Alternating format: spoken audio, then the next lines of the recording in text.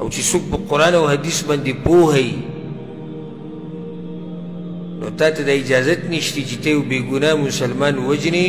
که بازار دی که روډ دی پاتې جومات دی پاتې مدرسه ده چې پای کې د دین طالبان ناشي او دین زده کوي ظالمه ته ورځي ته بې دماکې کې تر الله د کور عزت نه کې د مسلمان د وینې عزت نه کې ته اسلام ته اسلام ولې وایي سلامتیا والا دین دی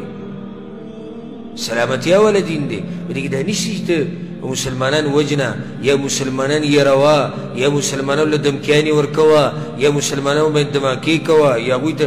ټوپک او تماچه حدیث کې راځي پیغمبر صلی الله علیه وسلم وایي هغه سړی په موږ کې نه دی چې مسلمان ته په اسلحه باندې اشاره کوي زه اشاره به هم نه کوي یو حدیث کې راځي پیغمبر صلی الله علیه وسلم وایي تاسو کې چې څوک راځي دی خو جومات طرف ته او لاس کې ورسره غشی نیزه ورسره وي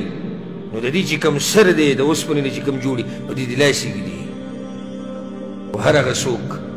چې مسلمان وجني د مسلمانانو په ملکونو کې یره خورئ د مسلمانانو په ملکونو کې دماکې کوي که هغه هر ملک او هر ځای نو دا ناروا کار دی دا کار څه دی ناروا دی په دې باندې الحمدلله زموږ تفصیلي بیانونه شته نو الله دې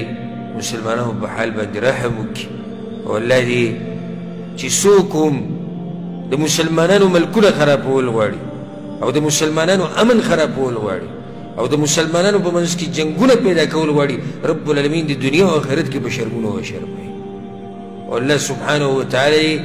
د مسلمانانو د ملکونو حفاظت وکړي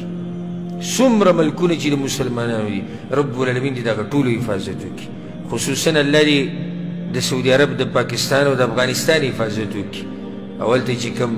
کومه بدامني ده په پاکستان کې یا په افغانستان کې رب العالمین د هغه ختمه کړي